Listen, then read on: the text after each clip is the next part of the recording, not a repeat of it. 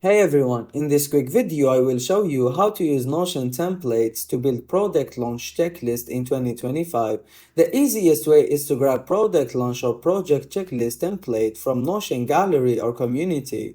This usually comes preloaded with stages like planning, pre-launch and launch day, and post-launch along with tasks, owners and deadlines. Once you've added the template, customize it to fit your product, add marketing campaigns, setting up distributions, or collecting customer feedback. You can assign owners to each task and add due dates so nothing slips through the cracks. Notion multiple views make it simple to track progress. Use a timeline view to see your launch schedule, a board view to group tasks by statue, and checklist view for ticking items off as you go.